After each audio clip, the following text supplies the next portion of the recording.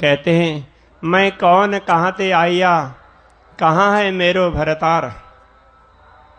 उनके मन में यही होता था, मैं कौन हूँ, इस दुनिया में कहाँ से आया हूँ, और मेरे स्वामी कौन है। खोज बहुत की। महामती श्री प्राणनाथ जी कहते हैं, खोजत खोजत सतगुरु पाइए। खोज करते करते सतगुरु की प्राप्ति होती है। वस्तुतः श्री देवचंद्र जी महाराज को सौभाग्य प्राप्त हुआ, खोज करते करते परमात्मा प्राप्त हुए, और उन्होंने ही उनको ज्ञान भी दिया, उपदेश भी दिए, मंत्र भी प्रदान किया, और आगे क्या करना है पूरा पूरा मार्गदर्शन दिया। श्री कृष्ण प्रणामी धर्म के अनुयायियों के लिए परम सौभाग्य की बात है कि आज स्वयं पूर्ण ब्रह्म परमात्मा ने प्रदान किया हुआ मंत्र तो उनको अनायास गुरुजनों के माध्यम से प्राप्त होता है। जिस तारतम ज्ञान की चर्चा हम करते हैं तो स्वयं परमात्मा ने प्रकट होकर दिया है। इसलिए महामती श्री प्राणनाथ जी कहते हैं, सतगुरु मेरा श्याम जी, मैं अहनिस चरणे रहूं। हमारे सतगुरु हैं, वे तो स्वयं श्री कृष्ण हैं, स्वयं पूर्ण ब्रह्म परमात्मा है। प्राचीन समय से ही कहा जाता था, गुरुर ब्रह्मा गुरुर विष्णु गुरुर्देवो महेश्वरः। ब्रह्मा जी भी इस जगत में गुरु बनकर आए। उन्होंने वैदिक ज्ञान दिया। भगवान विष्णु भी गुरु बनकर आए। उन्होंने भी अलग अलग अवतारों के माध्यम से पौराणिक ज्ञान प्रदान किया। भगवान शंकर के लिए कहा गया है कि ये अलग अलग रात्र है, तंत्र संहिताएं हैं, तो ये सब भगवान शंकर के उपदेश हैं। तो भगवान शंकर भी गुरु बनकर आए। उन्होंने भी इस जगत को मार्गदर्शन दिया।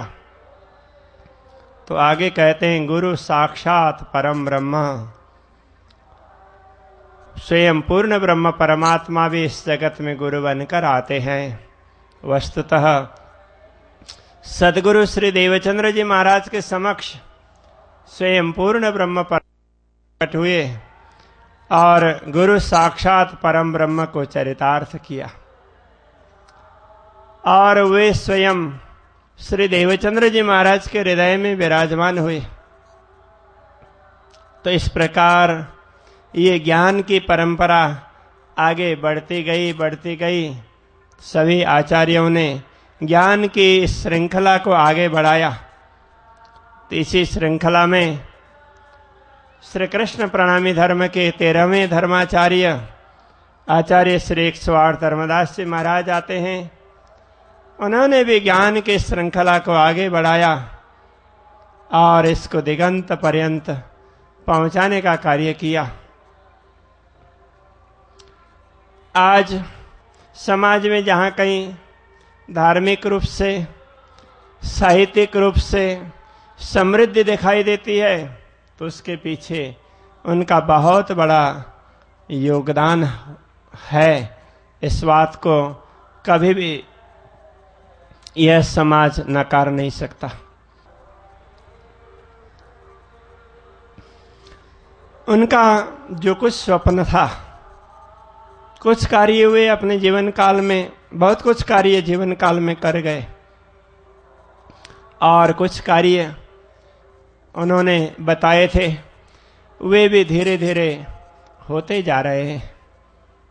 तो इसके पीछे वही प्रेरणा स्रोत बन रहे हैं और मार्गदर्शक भी बन रहे हैं।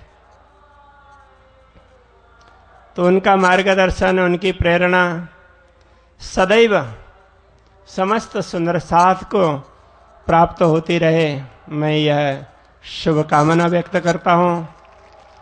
और सभी सुंदर साथ उनको सदैव याद करें, जिन्होंने इतना बड़ा योगदान दिया हो, तो उनको कभी हम भुला नहीं सकते।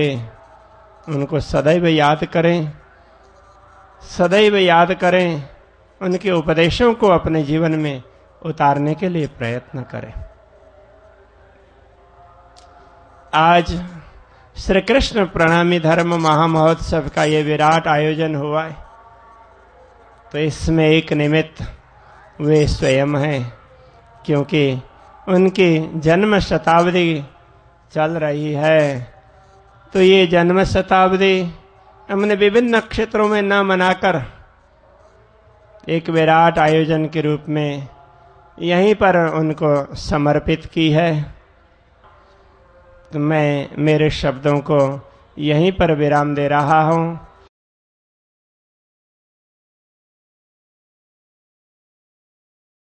सच्चिदानंद रूपाय विश्वोत्पत्त्यादि हेतवे तापत्रय विनाशाय श्रीकृष्णाय वयं नमः। श्रीकृष्णाय वयं नमः।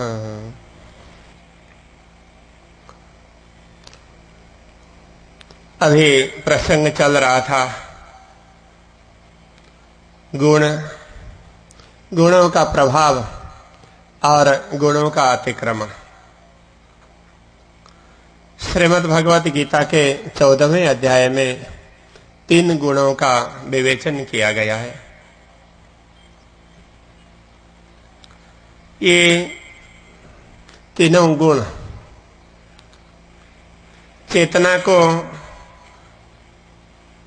चेतना के ऊपर में आवरण के रूप में रहे हुए होते हैं।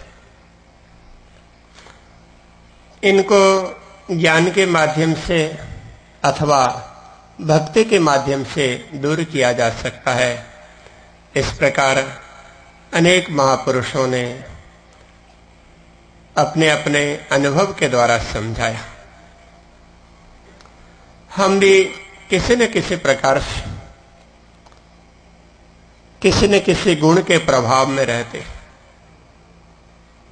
जब हमारे मानस पर सतोगुण का प्रभाव होता है तो हमें दूसरों के प्रति सद्भावना होगी, अच्छे कार्य के लिए उत्सुकता होगी। रजोगुण का प्रभाव होता है तो हम ज्यादा दिखावा करना चाहेंगे, लोग हमारे प्रति ज्यादा देखें, हमें जाने समझें, तो वहां अहंकार पनपने लगता है। और जब तमोगुणी वृत्ति होती है तो उससे अनिष्ट होता है। आज समग्र दुनिया में खान पान एवं रहन सहन तमोगुणात्मक होने से अधिकांश लोगों के मानसिकता तमोगुण से उत्प्रोत होती है। यही कारण है कि आज इतने धर्म कार्य हो रहे हैं। संत मनीषी नित्य निरंतर सद उपदेश दे रहे हैं। अनेक धर्मशास्त्र हमारे समक्ष हैं, उनका उपदेश भी हो रहा है।